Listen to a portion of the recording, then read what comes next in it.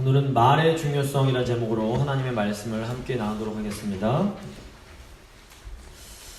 예수님께서는 하나님을 모독하고 거역하는 일들이 모두 이 말을 통해서 이루어진다라고 말씀하십니다. 오늘 본문 31절, 32절 말씀입니다. 그러므로 내가 너에게 이르노니 사람에 대한 모든 죄와 모독은 사하심을 얻되 성령을 모독하는 것은 사하심을 얻지 못하겠고 또 누구든지 말로 인자를 거역하면 사하심을 얻되 누구든지 말로 성령을 거역하면 이 세상과 오는 세상에서도 사하심을 얻지 못하리라. 우리가 하는 말이 중요한 이유는 우리 말을 통해서 우리의 정체가 드러나기 때문입니다. 내가 사용하는 언어를 통해서 내가 어떤 존재인지가 분명하게 나타납니다. 또 말이 중요한 것은 우리가 하는 말이 결국 우리의 운명을 결정하기 때문입니다. 예수님은 우리가 하는 말에 의해서 결국 심판을 받게 될 것이다 라고 말씀하십니다. 오늘은 우리 그리스도인들의 말의 중요성에 대해서 한번 오늘 본문으로 생각을 해보겠습니다. 세 부분으로 나눠서 말씀을 전할 텐데, 첫 번째 말의 기능입니다. 두 번째 말의 능력, 세 번째 말의 회복입니다. 말의 기능, 말의 능력, 말의 회복입니다. 먼저 말의 기능입니다. 말은 마음의 창문과 같은 그런 역할을 합니다. 누군가 하는 말을 들어보면 그 사람의 마음을 알 수가 있습니다. 예수님은 이 나무와 열매의 비유를 통해서 우리의 마음과 말의 관계를 설명하십니다. 33, 34절 말씀입니다. 나무도 좋고 열매도 좋다든지 나무도 좋지 않고 열매도 좋지 않다든지 하라. 그 열매로 나무를 아느니라. 독사의 자식들아, 너희는 악하니 어떻게 선한 말을 할 수 있느냐? 이는 마음에 가득한 것을 입으로 말함이라. 나무는 우리의 마음 또는 우리의 존재를 의미하고, 열매는 우리가 사용하는 말을 의미합니다. 열매를 보면 그 나무가 어떤 나무인지를 알 수가 있습니다. 마찬가지로 말을 보면 그 말을 하는 사람의 마음을 알 수 있게 됩니다. 바리새인들은 예수님의 능력이 마귀로부터 나왔다라고 말을 합니다. 이것은 예수님을 철저하게 거부하고 있는 그 바리새인들의 마음을 분명하게 보여줍니다. 우리의 말은 우리가 어떤 생각을 하고 있는지를 그대로 보여줍니다. 누가 하는 말을 가만히 듣고 있으면 그 사람의 관심이 무엇이고 그 사람이 무엇을 추구하면서 살아가는지를 알 수 있습니다. 가령 말을 할 때마다 돈 타령을 하는 사람이 있습니다. 돈. 이 사람은 어떤 사람일까요? 돈을 가장 소중하게 생각하는 사람입니다. 아무리 교회 열심히 다니고 신앙생활을 열심히 하는 것처럼 보여도 그 사람이 하는 말이 대부분 돈에 관한 이야기라면 그 사람은 사실은 돈을 섬기는 사람입니다. 물론 인간은 자기의 속마음을 감추는 이 위선이라고 불리는 놀라운 능력을 가지고 있습니다. 하지만 아무리 감추고 싶어도 가끔씩은 우리 마음에 있는 생각이 밖으로 튀어나올 수밖에 없습니다. 이 프로이드의 말실수라는 유명한 심리학 이론이 있습니다. 영어로 Freudian Slips라고 하는데, 뭔 말이냐면 사람이 마음에 숨기려고 하는 비밀이 자기도 모르는 사이에 갑자기 입 밖으로 불쑥 튀어나오는 것을 의미합니다. 우리가 무의식적으로 내뱉는 말에 어쩌면 우리의 진심이 담겨 있을지 모릅니다. 평소에는 하나님 타령을 하지만 정말로 중요한 순간에 자기도 모르게 불쑥 불신앙의 말을 하는 사람은 사실 마음속으로는 하나님을 불신하는 사람입니다. 이 바리새인들은 예수님의 놀라운 기적을 보면서 이 기적은 마귀로부터 나온 것이다 라고 말을 해버립니다. 이것은 바리새인들 마음 깊은 곳에서 예수님을 강력하게 부인하고 있었음을 우리에게 알려줍니다. 사실 바리새인들은 당시 하나님에 관해서 가장 말을 많이 하는 사람들이었습니다. 하지만 바리새인들은 하나님이 정말로 원하시는 그 믿음을 가지고 있지 못했습니다. 지금 내가 평소에 사용하는 말을 한번 생각해 보시기 바랍니다. 나는 평소에 무엇에 관해서 가장 많은 말을 하고 있습니까? 사람은 가장 관심 있어 하는 것에 대해서 가장 많이 말하게 됩니다. 정말 중요한 순간에 내 입에서 어떤 말이 나오는지 한번 생각해 보시기 바랍니다. 중요한 순간, 나는 믿음의 말을 합니까? 아니면 중요한 순간 불평불만하면서 이 불신앙의 말을 합니까? 근데 이 중요한 순간에 우리가 내뱉는 한마디 말이 우리의 운명 전체를 뒤바꿀 수 있습니다. 출애굽을 한 1세대들이 다 죽는 가운데서도 여호수아와 갈렙은 살아남아서 약속의 땅으로 들어갑니다. 그 이유가 뭡니까? 가나안 땅을 정탐하고 돌아온 10명의 사람들이 다 부정적인 말을 할 때에 여호수아와 갈렙은 하나님의 약속을 붙들고 긍정적인 말을 합니다. 이 믿음의 고백 때문에 여호수아와 갈렙은 죽지 않고 약속의 땅에 들어갈 수 있게 됩니다. 여호수아와 갈렙이 결정적인 순간에 이렇게 믿음의 말을 할 수 있었던 것은 그들 마음속에 하나님의 약속의 말씀이 들어있었기 때문입니다. 반면 10명의 정탐꾼들의 마음속에는 이 불신앙에 가득 차 있었습니다. 그러므로 평소에 우리 마음속을 무엇으로 채우는가가 너무 중요합니다. 우리 마음이 하나님의 말씀으로 가득 차 있을 때에만 우리는 믿음의 말을 할 수가 있습니다. 우리 주위를 보시면 수없이 많은 말들이 존재합니다. 우리는 매일같이 세상이 쏟아내는 수없이 많은 말들을 들으면서 살아가야 합니다. 근데 우리가 이 말들을 잘 분별해서 받아들여야 합니다. 음식도 보시면 좋은 음식이 있고 나쁜 음식이 있습니다. 어떤 음식을 먹는 것은 몸에 좋지만 어떤 음식을 먹는 것은 몸에 해롭습니다. 근데 이 원리가 우리 마음에도 똑같이 적용이 됩니다. 35절 말씀입니다. 선한 사람은 그 쌓은 선에서 선한 것을 내고 악한 사람은 그 쌓은 악에서 악한 것을 내느니라. 선한 것을 쌓는 것은 좋은 말을 받아들이는 것을 의미합니다. 그리고 악한 것을 쌓는 것은 악한 말을 받아들이는 것을 의미합니다. 육체의 건강을 위해서 우리가 아무 음식이나 막 먹으면 안 되는 것처럼 말도 아무 말이나 막 우리가 받아들여선 안 됩니다. 말에도 우리 영혼에 좋은 말과 좋지 않은 말, 악한 말이 있습니다. 우리 주위에는 진리뿐 아니라 수없이 많은 거짓말들이 존재합니다. 가령 하나님을 믿지 않지만 세계적으로 아주 유명한 과학자가 TV에 나와서 이 세상은 오직 물질이 전부다. 신 따위는 존재하지 않는다. 그러므로 우리는 하나님 따위는 믿을 필요가 없다라는 말을 합니다. 이런 말들은 우리가 마음에 쌓아서는 안 되는 거짓 말들입니다. 아무리 지성적으로 뛰어나고 탁월한 사람이라도 얼마든지 마귀의 거짓말에 속을 수 있습니다. 이런 거짓말은 우리 마음에 쌓아서는 안 되는 말들입니다. 요즘 현대인들이 가장 많이 듣는 거짓말이 무엇일까요? 돈이 최고다. 돈이면 안 되는 게 없다라는 말입니다. 이 말이 정말로 참말, 사실일까요? 돈이 나쁜 것은 아니지만 돈으로 할 수 없는 일들이 너무나 많습니다. 돈으로 우리가 최고급 음식은 살 수 있지만 우리 입맛은 살 수가 없습니다. 또 돈으로 최고급 침대는 살 수 있을지 몰라도 돈으로 단잠을 사지는 못합니다.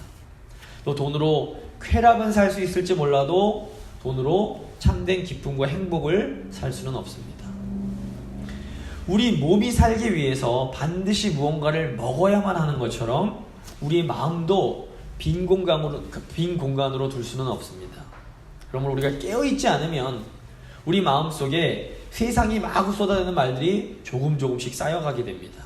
그러다 보면 어느새 우리도 모르게 우리가 우리 마음속에 쌓은 것을 입으로 말하게 됩니다. 우리 마음속에 이런 거짓된 말들이 쌓이지 않게 하려면 어떻게 해야 합니까? 우리는 진리인 참말인 하나님의 말씀을 우리 마음속에 가득 채워야 합니다. 그래야 악한 말들이 우리 마음속으로 이렇게 삐집고 들어오지 못합니다.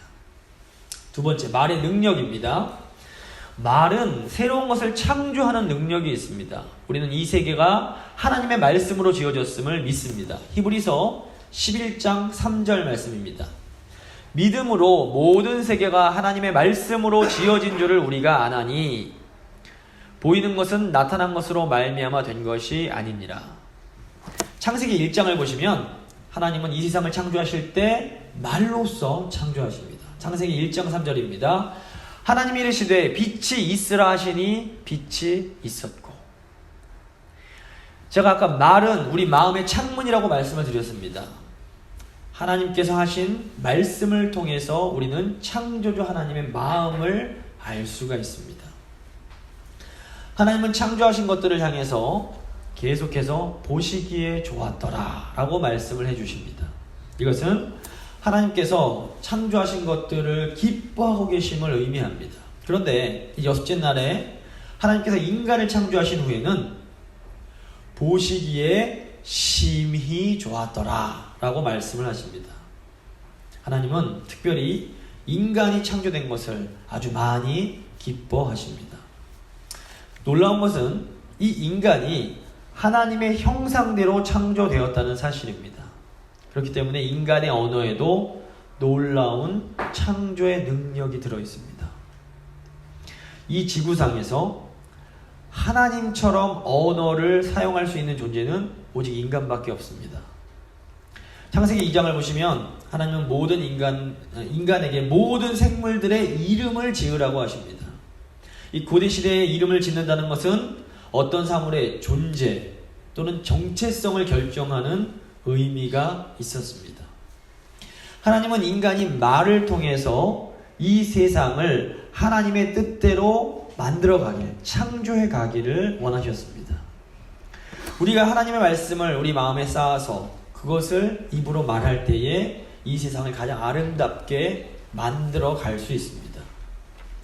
우리의 언어는 놀라운 창조의 능력이 있습니다. 우리가 사용하는 언어는 심지어 우리가 보거나 만질 수 없는 것들도 표현합니다. 예를 들어서 우리가 와, 옷이 참 멋있다 라고 할 때에 이 멋있다 라는 표현은 우리가 보거나 만질 수 없습니다. 하지만 우리는 보거나 만질 수 없는 이것을 멋있음이란 말로 표현합니다. 또 우리는 영생, 영원한 생명이라는 말을 사용합니다. 그런데 이 영원한 생명 역시 우리의 경험을 초월하는 개념입니다. 이렇게 우리가 사용하는 언어는 우리의 현실을 초월하는 영역까지도 표현하고 또는 담아낼 수 있습니다. 하나님의 형상대로 지음받은 인간만이 이렇게 우리가 바라고 또 보이지 않는 것들까지도 말로 표현할 수 있습니다. 히브리서 11장 1절입니다. 믿음은 바라는 것들의 실상이요 보이지 않는 것들의 증거니. 우리는 말로써 이 믿음이 현실이 되게 할 수 있습니다. 우리가 믿음의 말을 할 때에 우리가 소망하는 것들이 현실이 됩니다. 우리가 믿음의 말을 할 때에 우리가 보이지 않던 것들을 눈으로 볼 수 있게 됩니다. 출애굽 1세대들이 그 10명의 정탐꾼의 보고를 받고서 이런 말들을 합니다. 민수기 14장 2절입니다. 이스라엘 자손이 다 모세와 아론을 원망하며 온 회중이 그들에게 이르되 우리가 애굽 땅에서 죽었거나 이 광야에서 죽었으면 좋았을 것을. 이 말을 했던 이스라엘 백성들은 자기들이 내뱉었던 말 그대로 광야에서 다 죽게 됩니다. 반면 똑같은 상황 속에서 여호수아와 갈렙은 전혀 다른 말을 합니다. 민수기 14장 6절에서 8절입니다. 그 땅을 정탐한 자 중 눈의 아들 여호수아와 여분네 아들 갈렙이 자기들의 옷을 찢고 이스라엘 자손의 온 회중에게 말하여 이르되 여호와께서 우리를 기뻐하시면 우리를 그 땅으로 인도하여 들이시고 그 땅을 우리에게 주시리라. 여호수아와 갈렙은 자신들이 했던 말 그대로 약속의 땅에 들어가게 됩니다. 우리가 하는 말이 너무나 중요한 이유가 이 때문입니다. 우리가 불신의 말을 하면 그 불신앙이 곧 우리의 현실이 됩니다. 하지만 우리가 믿음의 말을 하면 그 믿음이 곧 우리의 현실이 됩니다. 세 번째, 말의 회복입니다. 내가 너희에게 이르노니 사람이 무슨 무익한 말을 하든지 심판날에 이에 대하여 신문을 받으리니 내 말로 의롭다함을 받고 내 말로 정죄함을 받으리라. 예수님은 우리가 우리의 말대로 심판을 받게 될 것이다 라고 말씀하십니다. 이것은 우리의 말이 곧 우리의 마음, 우리의 중심을 드러내주기 때문입니다. 문제는 타락한 인간의 마음에는 악한 것들이 가득 차 있을 수밖에 없다는 사실입니다. 예수님은 우리 인간 마음에 온갖 악한 것들이 들어있다라고 말씀하십니다. 마태복음 15장 18절 19절 말씀입니다. 입에서 나오는 것들은 마음에서 나오나니 이것들이야말로 사람을 더럽게 하느니라. 마음에서 나오는 것은 악한 생각과 살인과 간음과 음란과 도둑질과 거짓 증언과 비방이니. 우리가 하는 말들이 아름다울 수 없는 것은 우리 마음속에 이런 악한 것들이 가득 차 있기 때문입니다.